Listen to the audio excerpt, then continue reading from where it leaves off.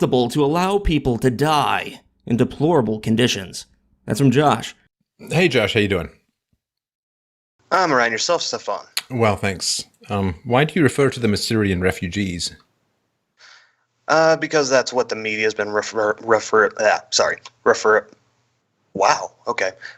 to them as.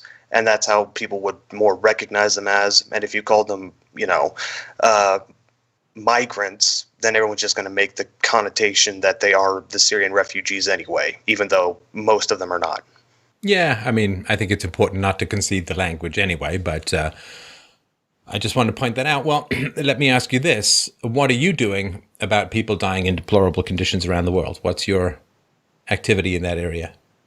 Not a damn thing. All right. So why do you care about the question if you're not doing anything about it? Because as you've been saying, with the social justice left and the allowance of migrants into Europe from deplorable conditions, it does have an impact on the Western world, mainly Europe, for the time being, but it's going to slowly seep into our side of the ocean. And whenever you talk to people about this, they always say something along the lines of, they're just coming here because they want a better life. They just want to get out of the deplorable conditions that they're going to die in, whether it be war-torn Syria or apparently the deplorable condition that is Africa. So it's come down to the dichotomy of leaving them there, or this is how it's presented, the conundrum. They're left there to die, or they're brought here for a better life. So between those two, leaving them there to die is, well, in my self-interest, the more preferable option. What do you mean leaving them there to die? I don't understand what that means. I mean, they're not fucking helpless dolls. They don't lack will or the capacity to think, right? I mean, I don't know what it means. Like, I'm not some god along the world that can let people to die or save people from death. I mean, I would leave them there to die. They're not tied and bound at the bottom of a canyon or something. Right? They're not a hiking companion. I don't know what it means to say allow people to die in deplorable conditions. The West has developed the free market. They're welcome to adopt the free market. It's not patented. The West has developed the separation of church and state, which cost centuries of religious warfare from fundamentalists. Separation of church and state. They're welcome to adopt that. Anywhere in the world, nobody's going to stop them. The West has developed a sense of egalitarianism between men and women. It may have gone a little bit too far towards gynocentrism, and so on, probably has.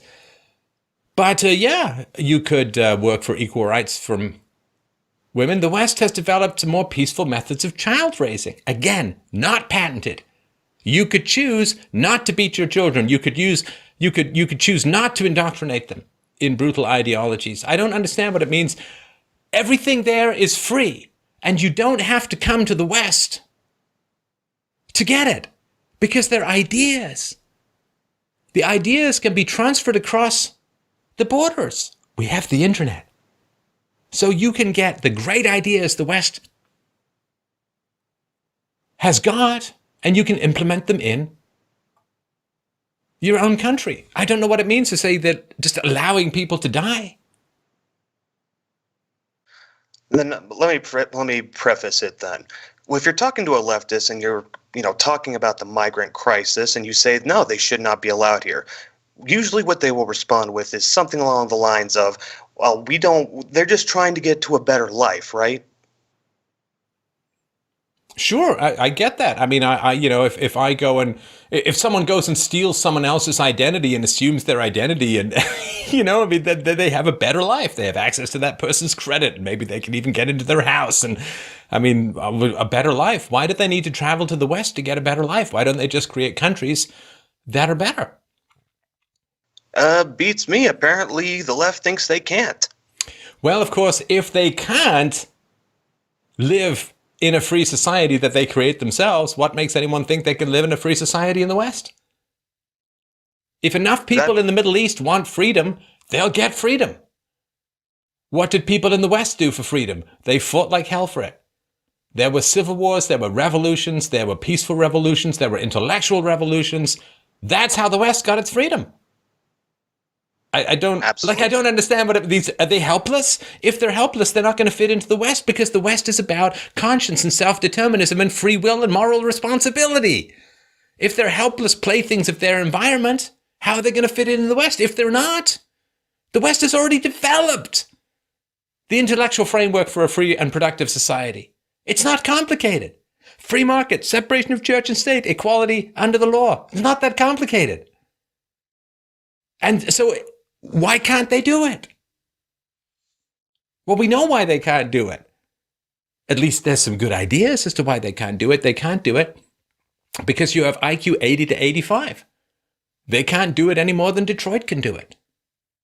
Any more than sub-Saharan Africa can do it. Any more than the indigenous aboriginals or the pygmies in the Amazon rainforest can do it, because they don't have the intellectual horsepower on average to defer gratification and achieve freedom.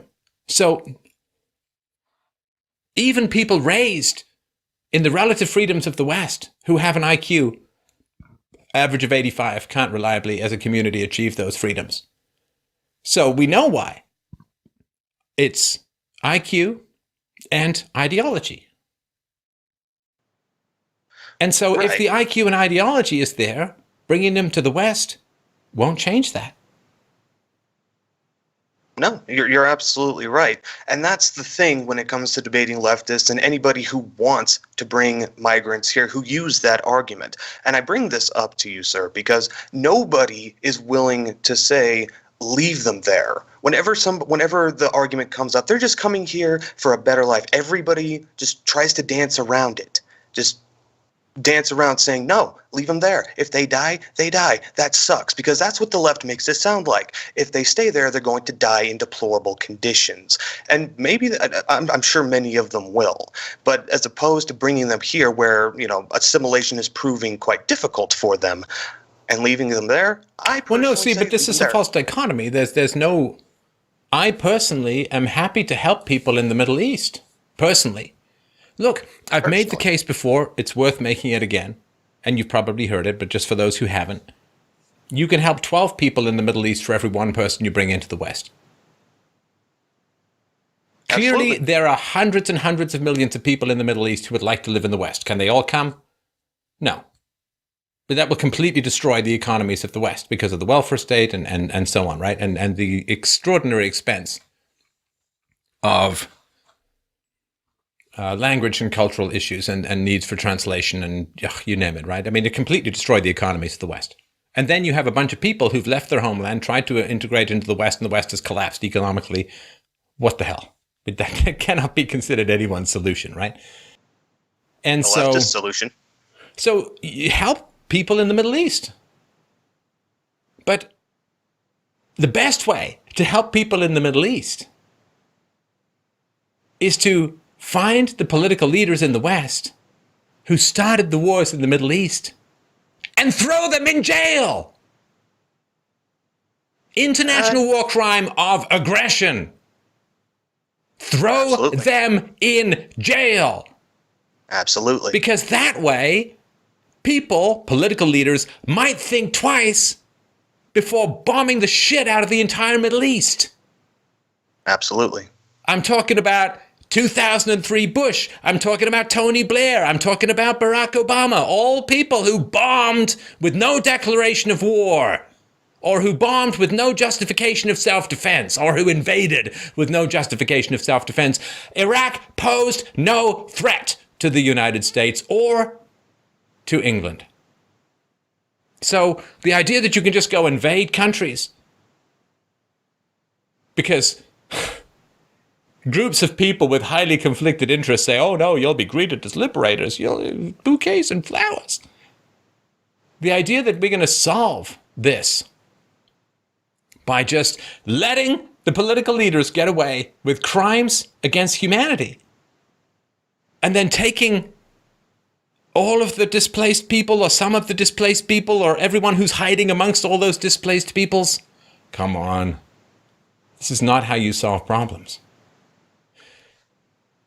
You stop sending foreign aid, which destroys the local economies. You stop arming governments around the world. You stop invading and bombing countries. You stop arming insurgents. You stay the fuck home. And you stop meddling with eternal weaponry in the most volatile regions in the known universe. I mean, it's not that the West is failing to help. The West has been trying to manage the Middle East for hundreds of years. Just stop it. Just stop it. Absolutely. And I'm in full 100% agreement with you, sir, that this is a problem that, well, the West has brought on itself. And by the West, I mean the Western governments, of course. This is a problem we brought on ourselves. So, I mean, this whole thing could have been avoided if we just minded our own fucking business as we should have. Right. And the people who were pro-war, they have some responsibility in the matter. Hang on a sec, my camera's gone all foggy. Wait till the camera. Yes, and well, you remember the propaganda phrase that was pretty prominent during the Iraq War, right? Support the troops. I'm pretty sure we all remember that. Oh yeah. So where are these same people when the troops are dying more from suicide than, fighting in the wars? Where are those people? You mean the R-selected people who like watching K-selected people die? I think that they're enjoying it with a bowl of popcorn, frankly. Ouch. But probably more accurate than we're willing to admit, mainly because this is one of my bigger problems with a lot of people, is there's a lot of talk, no action. I have made it quite clear I don't care about the people, dying in deplorable conditions in Africa. I'm honest about that. I don't care. They're not connected to me. They are not part of my life. I'm sorry to interrupt you.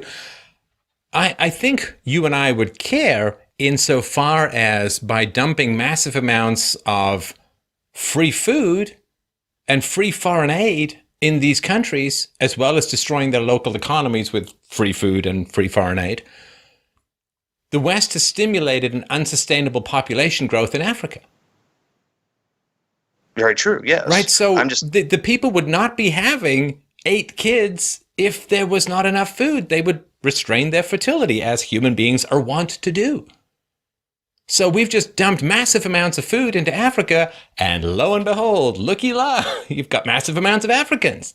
So I really think it's very cruel to stimulate the production of human life that can't be sustained in the current environment.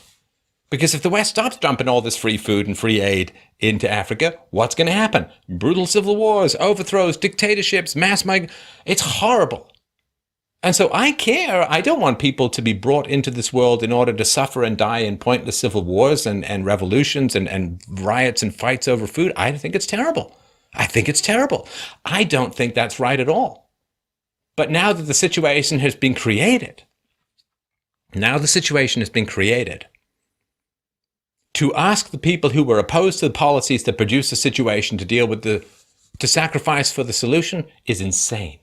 It's like only drafting the people who were against the Iraq War. Right? Right. I should not suffer for the result of policies that I have strongly opposed my entire adult life, that I have argued against for 30 years. They fucked up Africa by dumping all this free food and free resources and selling a shitload of weaponry to despotic governments. They fucked up Africa. And they, the political elites, the leaders, the people who profited from it, they should be the ones to pay. It was wrong to steal from people in the West and dump massive amounts of free stuff into Africa. You have an IQ 70 to 85 population, they're just going to have lots of kids. High IQ populations restrain their breeding when there are excess resources. Low IQ populations breed to carrying capacity. The carrying capacity is unsustainable. It's literally like feeding, this is a silly analogy, but it's like feeding your garden, seeding it with like incredible food for rabbits until there are thousands of rabbits and then cutting the food off. That's just sadistic, you understand? Oh, look at the rabbits starve, look at the rabbits fight. You crazy? This is evil. It's so wrong. It's unholy. It's satanic. It's demonic. Yes, so I care. Now, I have my life to live. I have my values to pursue. I have my family to raise. I have my listenership to court and please. So I don't sort of sit there and wake up, 500 times a night saying somebody else died somewhere in the world. Everybody goes along with their life, right? But I can certainly see the bigger picture and how horrible it has been. The new and even more brutal colonialism of foreign aid has been far more destructive than colonialism could ever be, even as it's portrayed. Yes.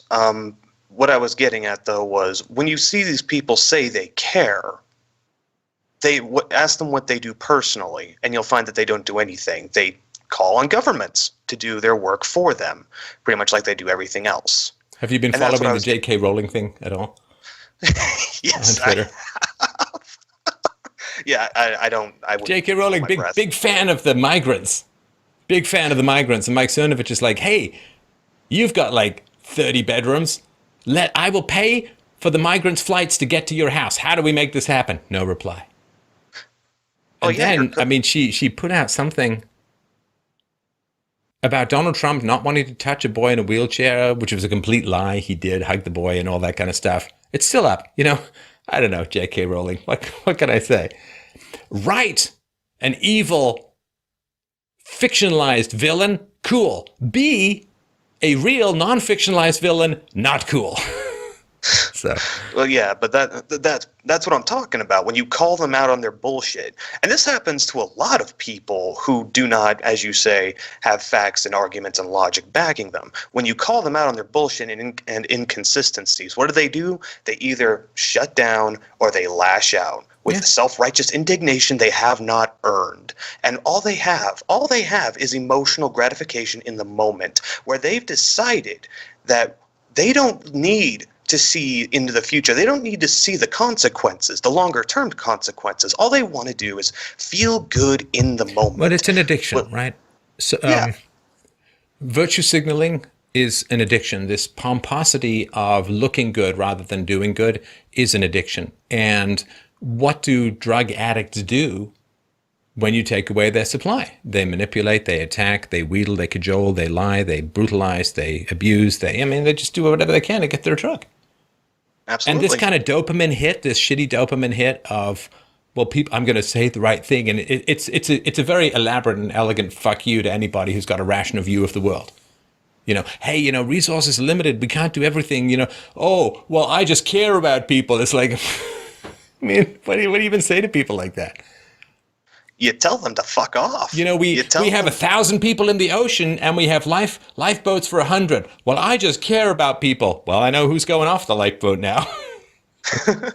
Use that altruism. Good job.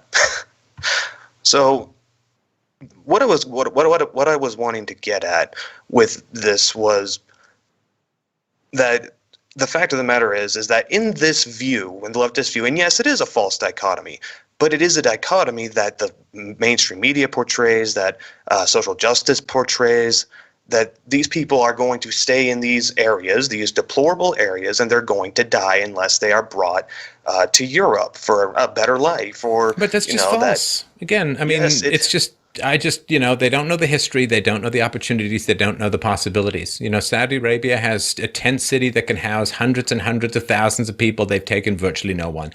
There are tons of countries around now. People say, well, no one in the Middle East has taken anyone. That's not exactly true. There are people who have been taken by other Middle Eastern countries, but this is not, why does Europe have to solve this problem? The Middle East, the Muslim world is fantastically wealthy in many ways. They stole a bunch of Western oil companies and have been milking it ever since. Why do Christians and agnostics and atheists have to solve problems in Muslim countries involving Muslims? Why? Did the Muslim world say, oh, don't worry, Europe, you're having a world war, we'll take everyone? They didn't. Right? No. But if you ask people, they'll say because, the United States government and the Western governments went in and fucked everything up. Great. Then we should throw people in jail. Then we should punish people. If someone goes and commits a crime, we don't ask everyone in the neighborhood to suffer as a result. We take that person, we identify them, and we throw them in jail as a disincentive for other people and as a promise that it's not going to recur. Yeah, and this goes back to what you said in the other call about I'm allowed to mention that, right? I hope I am. About the right needing to throw a fit, about the right needing to get some results finally. The left's been getting results, and as we both know, results are what matter at the end of the day. At least that's what all that matters, at least fundamentally. Yeah, like when I was going through chemo, you know what I cared about? The result. That's all I cared about. Absolutely, and that's the thing. Results are what matter. The left's been getting the results. They're still getting the results. If the right wants anything to get done, by the way we want it to get done, we need to switch up tactics that get results. What we've been doing so far with using logic and reason and evidence, which you've said the left does, which the left has pretty much a shield around their head where they won't accept it, it's not working. No. So telling them about the history or anything of that like for the Muslim world, that's not going to do any good. I mean, the Republicans... fucking Republicans. Jesus Christ. I know, it's what a fraudulent fucking organization. How many hundreds of millions of dollars did those bastards raise on the promise of repealing Obamacare? Give to us. We'll repeal Obamacare. Donate to us so we can repeal Obamacare. Fucking fraud. They have now been trying. They've had the majority for a long time, and they have tried and they have tried and they won't fucking do it. That's fraud to me. Give me $500. I'll ship you an iPad. Thanks for $500. Here's a piece of shit in an iPad box. Are you happy now? Absolute fraud. They made a promise. Damn it. They took hundreds of millions of dollars, raised hundreds of millions of dollars to deliver mostly one thing, repealing Obamacare. And this is how pathetic it's become for Republicans in the West prior to Donald Trump. This is how sad it is. They're not asking for a fully free market in healthcare. They're just saying, take this semi-fascistic Obamacare shit off our necks. That's all they're asking for. They're not saying, can we go back to 1776? They're not saying, can we go back to 1911? They're saying, can we just go back to before Obamacare? We're not talking 100 years or 50 years of rolling shit back. We're just talking a couple of years back. No! Oh, it's sad. It's sad. John McCain? Oh. John fucking McCain. The tumor had something to do with it. Just pretend the tumor had something to do with it. I gotta think if the tumor feeds on integrity, it's gonna have a pretty fucking hungry life ahead of it. John McCain, I'm campaigning to repeal Obamacare. Here's your chance, John. Go. I know it's not perfect. It may not have even been great, but at least that's what you promised. No, now I'm gonna go over and giggle with the Democrats. Let's see Trump make America great now. Yeah. Yeah, I prefer people who weren't captured too. Okay. Okay, so there was another part to this quote, to the deplorable conditions thing. And it's not to do with refugees or migrants. It's actually to do with people who've made terrible fucking decisions in the first world, such as a single mother who slept around with like 5 guys and has 5 different children, and she is unable to care for those children. Wait, why is she unable to care for them? Between working and actually being around. I'm sorry, I'm making a lot of leaps. She has No, come on. You're just setting up helplessness the same way that leftists do with the migrants. Yeah. Of course she's able to care for the kids. Because let's say there are 7 single mums in an apartment building, and trust me, apartment buildings are full of them. I grew up in one. There are 7 single moms in an apartment building. So what do? They all get together in the lobby and they say, okay, I work Monday, you take care of kids Monday. I work Tuesday, you care of kids. I work Wednesday, right? They can figure it out. No, you're right. You're absolutely Now, if they can't figure it out, if they can't even figure out how to take care of their children, should they even be voting? Come on. I mean, they can't even tie their shoes. Of course they can. If they can't figure out how to take care of their kids, then somebody else needs to be taking care of their kids. I wish the world worked that way. No, the world would work exactly that way if the government wasn't propping up all these terrible decisions and subsidizing everyone. Yeah, unfortunately, that's the way the world works, is the government's propping up bad decisions. But anyway, you know that, so you know this. This is one of those ANCAP traps where you've taken this helpless situation where you've got the false dichotomy of either the government does it or it's not going to get done at all, right? Right. And you've got this situation where if you're an anarchist, where you have to say either let the children starve or let the government come in and, you know, rescue the woman, the single mother, from her bad decisions. And that's the framework they work in. I know it's a stupid framework. It's not rational in the least. Yeah, that there's so a go on million with why you're questions bringing to it all ask, up. Right, go ahead.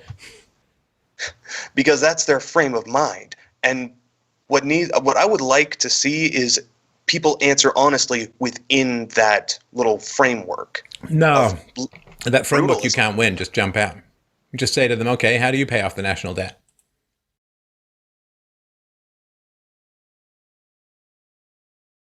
Simple. Let's say to the leftists, okay, the US has $150 trillion in unfunded liabilities. How are you going to pay for it? The US government has promised more than $150 trillion. It has no money to pay. How are you going to pay for it? We're going to raise taxes on the wealthy. Okay, show me the math. Show me the fucking math, genius. Good luck. Magic? Right? And it's like, okay, listen, there's one of my favorite movies called The Room with a View. I've never seen it. You should watch it. It's a great movie. It's a great movie. And in it, I won't get into the details, but in it, one guy asks a bunch of questions of another guy, and they don't really have an answer. And he's like, oh, so you haven't really thought about this seriously at all, so why should I bother listening? It's like, blah, blah, blah, blah, blah. Okay, the U.S., how much does the U.S. have in unfunded liabilities? Oh, I don't know. What's the U.S. national debt? Oh, I don't know. What's the U.S. deficit? Well, I don't know. What's the biggest items in the U.S. Deficit budget? Or what's the biggest items in the U.S. budget? Well, I don't know. It's like, well, why the fuck should I listen to you? You don't know anything. Like, how could you be so stupid as to think that anybody should listen to you about a subject you know nothing about? And even if they do know these numbers, say, okay, how are you going to pay? How are you going to pay for these unfunded liabilities? Magic, right? I mean, you can't. These unfunded liabilities cannot be paid for. So don't give me this there's a future with no suffering bullshit. There's no future without suffering. The hole has been dug so deep, there is going to be no future wherein no sacrifice is going to be required. And you know what? This sacrifice will make us better. I wish it weren't true. I wish it wasn't going to happen, but by God, it's going to make us better, because you know what? We are so fucking deluded as a culture in the West.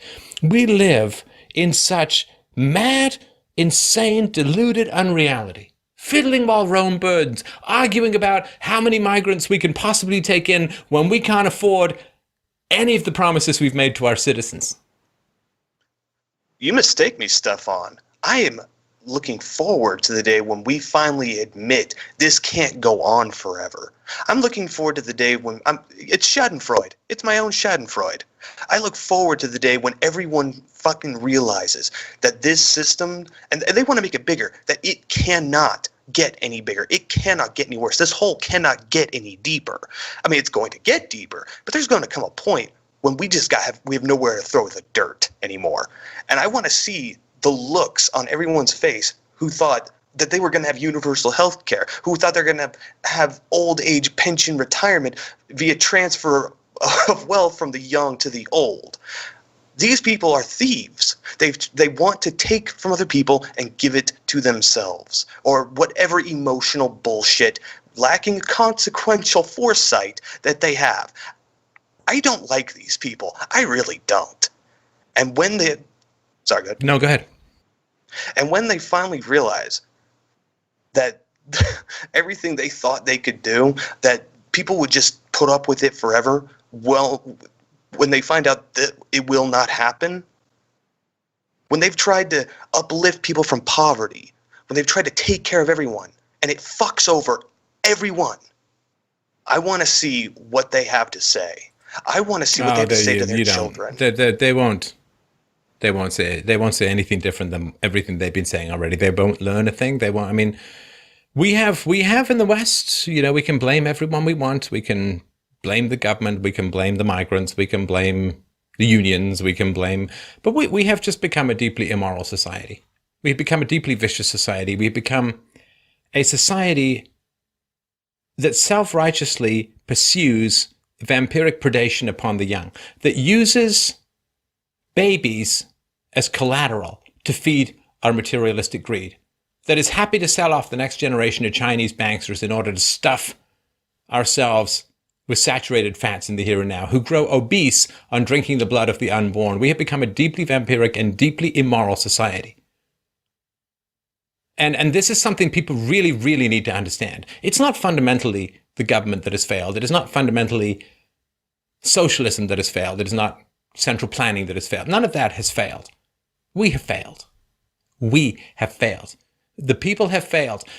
And people like you and I who've been speaking reason and truth to the ignorant and the powerful for decades, we have not failed, because I have acquitted myself as honorably as I can conceivably have done so in this fight. I have taken the risks. I have pushed the envelope. I have challenged people with challenging topics for as long as the show has been running, and taken the hits thereby, which is fine. That's part of the game. But we have become a deeply immoral society, and we don't see it. And that is the fundamental problem of our immorality. We don't even have the decency to feel shitty about bending over the cribs and drinking the blood of the young. Like, people will self-righteously shake their fists at government and say, go tax those babies, go sell off those babies. People are appalled at the possibility, even the vague insinuation that abortion mills are selling off baby parts. Christ, how about the national debt?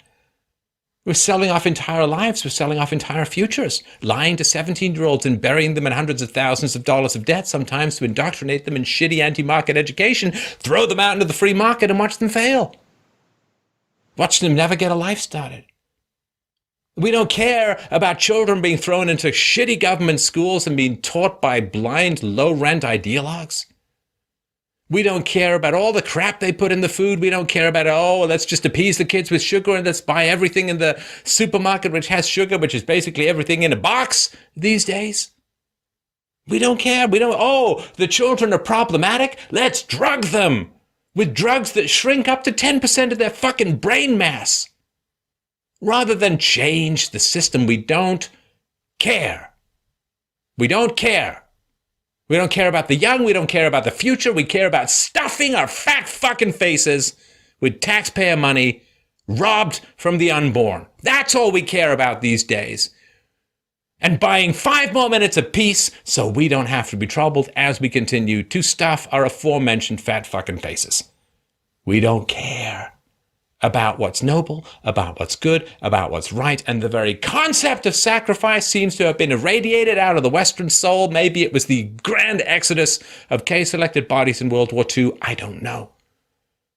But the idea of sacrifice, the idea of living within your means, the idea of honesty, the idea of having a conscience.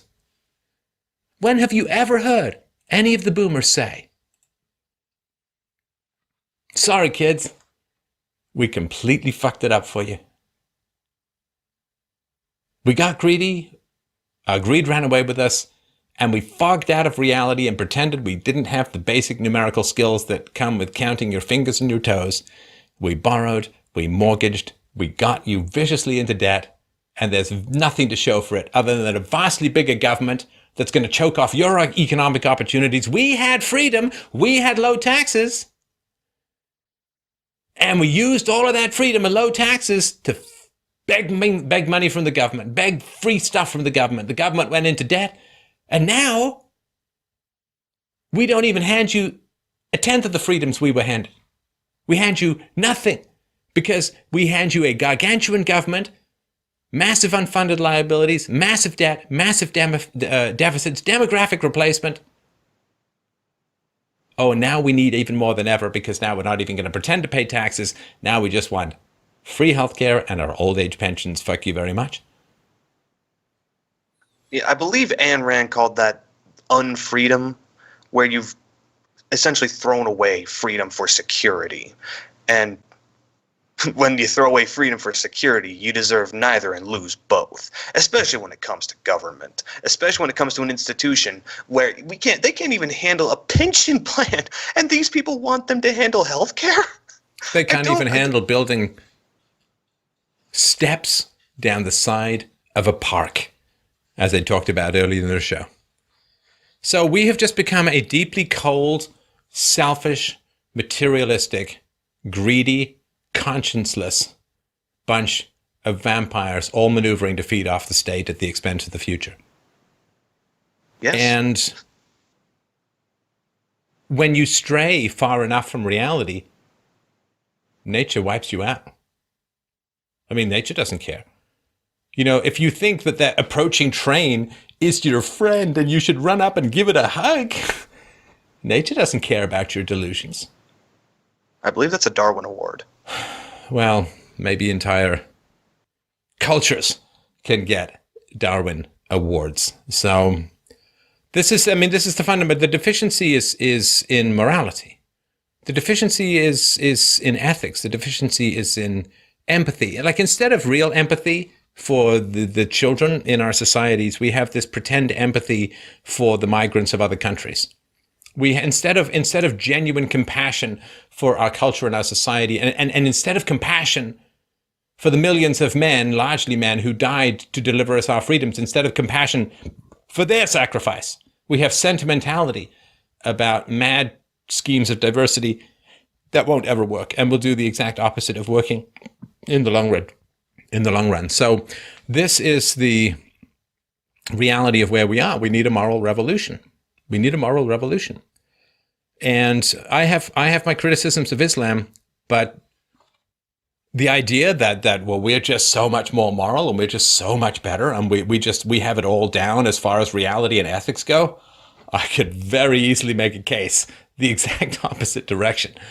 And so, yeah, we better get our shit together, and we better remember what it's like to have ethics, and what it's like to have compassion, and what it's like to have caring, and what it's like to want to treasure all of the gifts that our ancestors died to hand us. Because right now we are bleeding dry the bank. We are bleeding out the capital that sustained our civilization. And it's like our entire culture is like what the rich guy, the very rich guy for real, was once asked when he went bankrupt.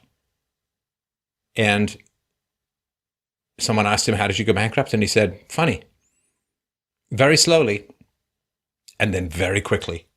And that's how we go bankrupt as well, morally. Very slowly and then very quickly. So thanks everyone so much for calling in tonight. It's a great pleasure to chat with you all.